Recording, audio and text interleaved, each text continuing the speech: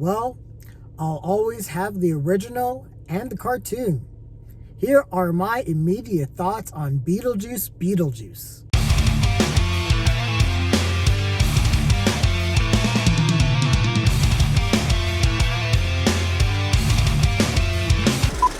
Hey everyone, this is Lenny here. So I just got out of Beetlejuice, the new legacy sequel directed by Tim Burton, who obviously created the original. I think it was from 1987 or 88. That starred Michael Keaton as the ghost with the most. He's obviously back here as well. A lot of the returning cast is back. But if I was going to, give my initial gut reaction to this movie, I would say it was fun, but empty. So when I got to the theater here, it was pretty much packed. This movie's going to make a lot of money. And everyone, had a pretty much good time with it. They laughed at a lot of the big jokes. Michael Keaton, stole the show. He was obviously a big reason everyone came to see this movie. And anyone that wanted to see Michael Keaton, ham it up as Beetlejuice, they're going to get their money's worth in that department. But really the plot of the movie is, so the Deetz family, Lydia, played by Wynona Ryder, Delia, her mom, played by Catherine O'Hara, and Astrid, Lydia's daughter, played by Jenna Ortega. They're all called back to Winter River. Charles, who was played by Jeffrey Jones, who is not in this movie for obvious reasons. He has died. They wrote him off for obvious reasons. And so they're returned to Winter River to kind of mourn him and everything, bury him, and do a funeral. Lydia is still kind of like traumatized by everything that happened in the first movie. So, when she was originally at Winter River, Beetlejuice like terrorized her basically and tried to force her to marry him. And she's just traumatized, and she's a psychic now on a television. She has her own television show. She's a pill popper though, because she's, it's like she has PTSD. She has a boyfriend, Rory, played by Justin Theroux, and he's hamming it up, and you can tell he's having a lot of fun with the role, but he's like really manipulative. And he's just really with her just for her career, and is really just trying to advance, his own career and just riding her coattails. But he's there with her, and they're just kind of mourning everything. It's so crazy. He proposes to her at the funeral. It's like they're trying to do the wake, and he does like, I have to do a speech, and then he proposes to Lydia right there, and proposes to marry her on Halloween. And it's just like, okay, sure. So that's there. That's one plot line. There's a lot of things that's happening. So that's one thing that's happening. Then we get into Beetlejuice's past, and that was actually well done. That Tim Burton did. And that has to do with Monica Bellucci as well, and how they got together. And that is funny, and it gets really dark, and that really tracks with Tim Burton. And like I said, how he did that was really cool. But Monica Bellucci, her character comes back. Her name is Dolores, I think, and she is a soul sucker. And she when she arrives, there's actually a cameo. I'm not going to say who it is. And she sucks his soul. And apparently, in the netherworld, where everyone is dead, and that's kind of established from the first movie, Monica Bellucci has this power, and it's based off of something that happened when she was alive. I think they kind of try to explain it, but it's still just kind of there. It doesn't kind of make sense when you think about it for like 5 minutes. You'd be like, wait. So anyways, so they say that when she sucks your soul, you're dead. But they don't explain really what that means. It's like, so you're dead. So when you're in the netherworld, you're not dead? What does that mean? So when you're alive, are you like alive? There's a lot of questions. But anyway, she's back for revenge at Beetlejuice, and he's trying to get away from her, and he thinks that Lydia might be able to help him. So that's another plot line. We also have another thing between Lydia and Astrid, Jenna Ortega's character. They are strained because Lydia spends a lot of her time working on her show, having all these guests, and doing all this kind of like ghost hunter kind of stuff and talking to ghosts. She can see ghosts. She is a legit a psychic, but the whole thing is Astrid doesn't believe her. She's a skeptic, and she doesn't believe in ghosts. She thinks her mom's full of shit. She thinks she's sold out, and everything like that. And she spends so much time, on the show, and she doesn't, spend any time talking to her daughter, and so there's that strained connection, or relationship between them. And so that plot thread is there, and that was kind of supposed to be the heart of the movie. And they did have good chemistry, Wynona Ryder and Jenna Ortega, but it didn't really get too deep into it. I wish the movie kind of got into it a little more, but there's that, and that's going on. And Astrid meets a boy who's played by Arthur Conti, and he's smoldering, and they have this like little connection because he reads Dostoevsky's Crime and Punishment, and he quotes that, and so they have a connection in there. And this movie was predictable in a few ways too. I'm just not going to get into too many spoilers, but there are things that happens, and somehow Astrid finds herself in the netherworld, and there's a time crunch, and she has to be rescued, and Lydia has to call on Beetlejuice to help, which she never thought that she would ever have to do, because when they get to Winter River, Astrid finds the model of the netherworld town, and Wynona Ryder and Lydia is like, you need to get away from this place. And Beetlejuice is trying to kind of get in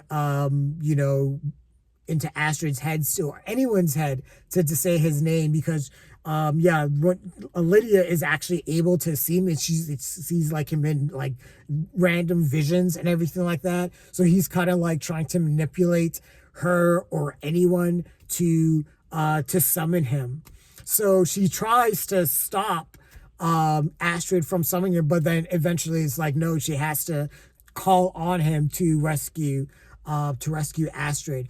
But it's just a lot of things happening. This is just kind of like a screwball dark comedy, and I guess there were kind of a couple things with this movie that I kind of was hoping wasn't going to happen. So it's a Tim Burton movie, and with it, Tim Burton, when he was on his game, he did like the original Beetlejuice, Edward Scissorhands, Ed Wood. There was a real distinct vision that he had, and every movie was different. It was crazy. They were still madcap and weird in their own way, but it was still, he still was a very visionary director. But this newer half of his career, where he's been doing things like the Willy Wonka or Charlie and the Chocolate Factory with Johnny Depp, for example, and just doing movies just to be weird, I guess, or just to be Tim Burton and just be like, hey, I'm just gonna kind of do my own thing.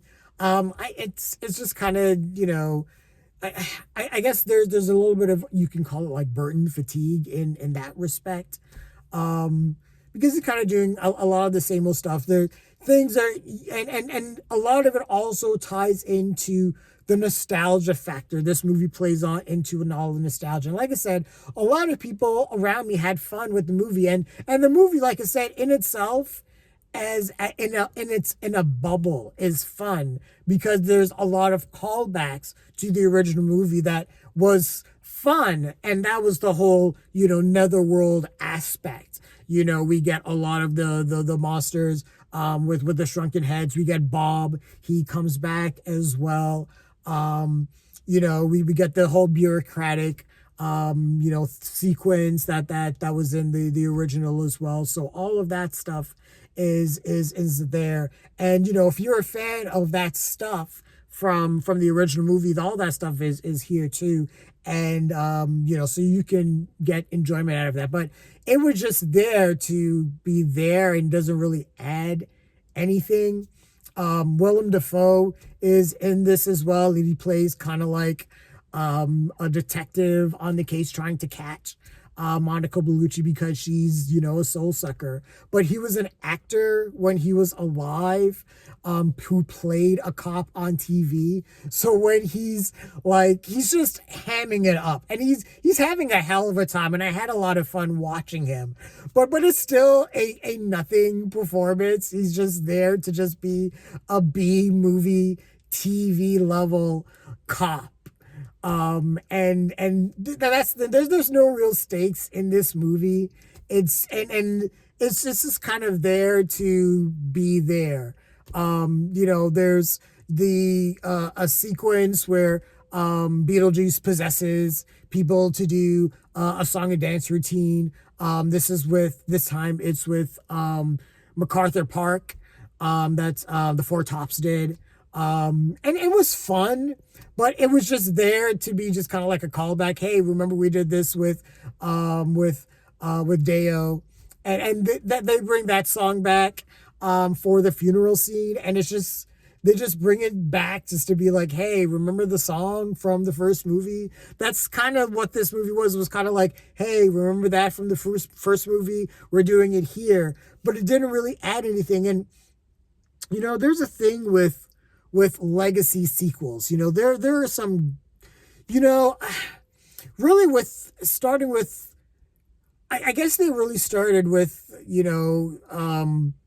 with Rocky coming back. And it was such a long time. But that first Rocky movie, I think it was Rocky Balboa that came that in 2006, was really good because it expanded on the character of Rocky and got deeper into the heart of who he is. And that was a great legacy sequel. And, we got into the Star Wars legacy sequels, and man, yeah. But then we got really great ones like Top Gun Maverick. That was absolutely fantastic. It was action packed, and it also got a little bit deeper into the character of Maverick that Tom Cruise played as well. But as well, one of my favorite, and it's my favorite show right now is Cobra Kai, and it expands on all of the Karate Kid movies and expands on the Karate Kid mythos.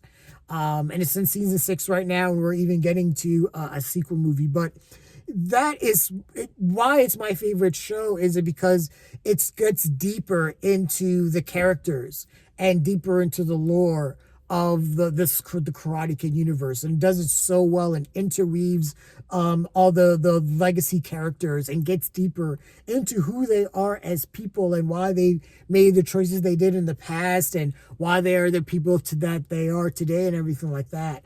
And I wish this movie did more of that. This was more of just a roller coaster. We had, like Lydia, having this trauma with from almost being married to Beetlejuice and her being a pill popper. That's crazy, but we didn't get deeper into that. It was just like played off for like comedic effect. And Justin Theroux's there, and he's like, I'm going to do anything for you. I'll even pop a pill with you. I was like, okay, that's supposed to be funny that, I'll even be like a PTSD, trauma bond, like wannabe addict. I don't know. That was just kind of a weird moment that I think was supposed to be funny. But anyways, yeah. So I'll say this. Michael Keaton was awesome anytime he was on screen, he was, Beetlejuice just has just an awesome energy, and you know, and he didn't have a whole lot of screen. He wasn't in the first Beetlejuice a whole lot, but anytime he was on camera, it was fantastic, and just had a great energy. And the chemistry with him and Wynona Ryder was still great, and everything like that. The other thing too, there's the character of Astrid's dad, and that was kind of like the main thing of contention between Lydia and Astrid as well. I'm not gonna get too much into that, but one of the things too, the people that are missing from this movie, obviously Jeffrey Jones. And there's obvious reasons, like I said, from the beginning why he's not in this movie.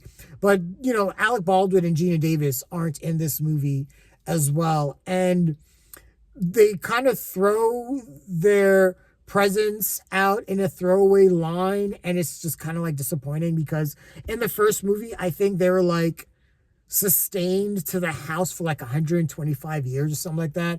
But they just said like, oh, it's a loophole, and they found a loophole, and so they don't have to do it anymore. And it's like, okay, so it's like broke the chains, and so it's like Tim Burton was like, I'm just gonna do whatever I want now, and so it was just things just happening, and there's not like a whole lot of plot, I guess. It was just a lot of things, and Jenna Ortega's there, she's just kind of like seeing everything happening, and it's just like a lot of shock on her face because she's like figuring out, the netherworld is real, ghosts are real, and everything like that. And it's just like, yeah, okay.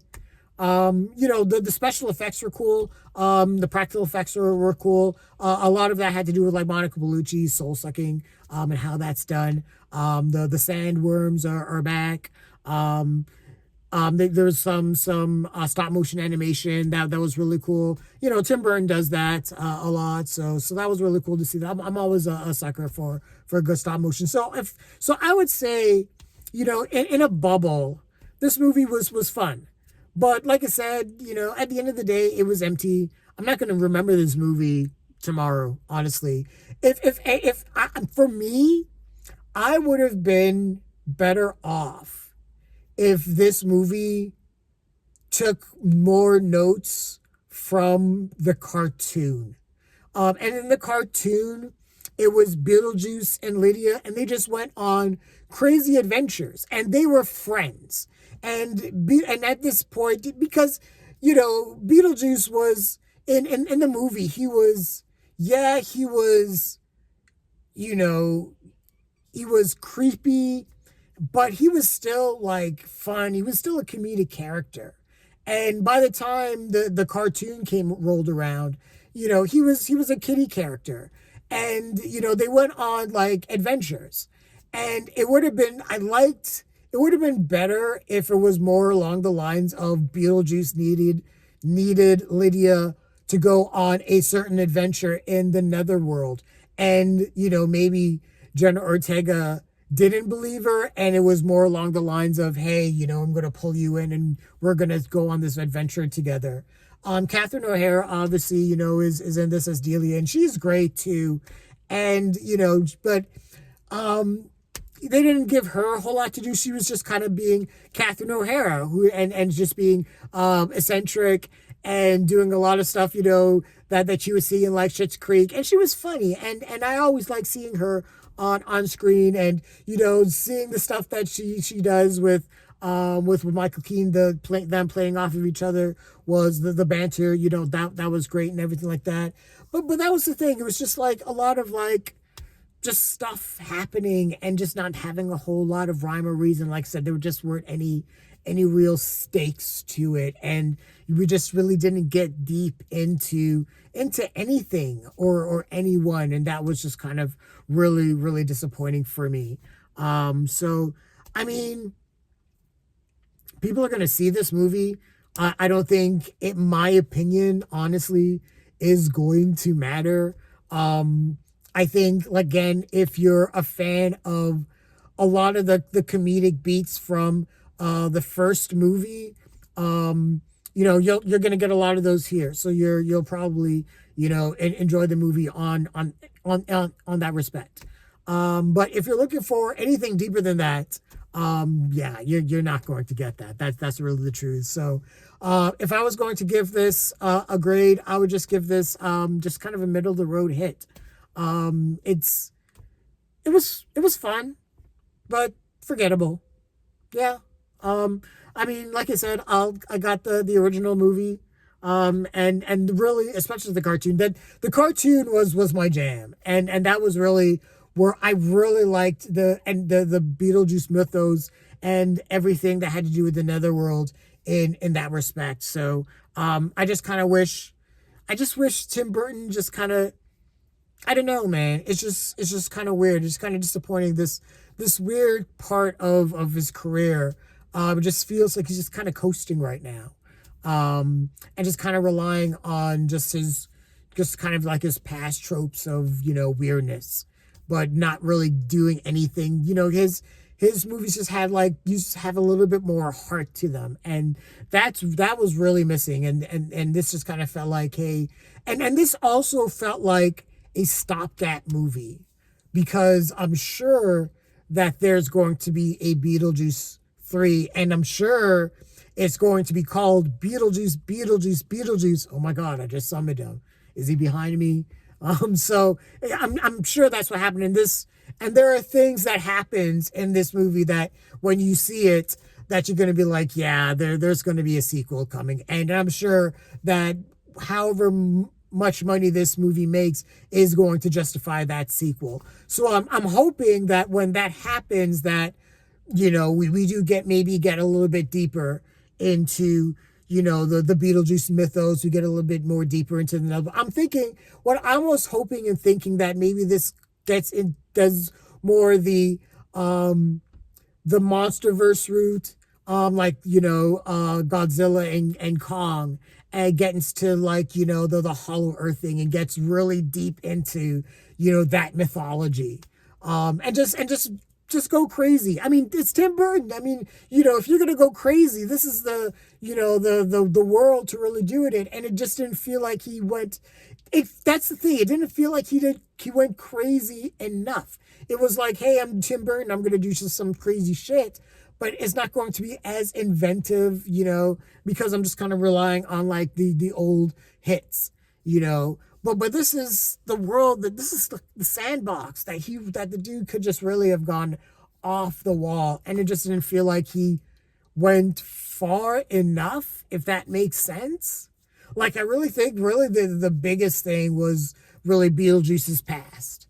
And like I said, I think that's really with him and Monica Bellucci, because that was just really funny and dark. But yeah, I'm talking a lot about this movie, and like I said, I'm just really disappointed.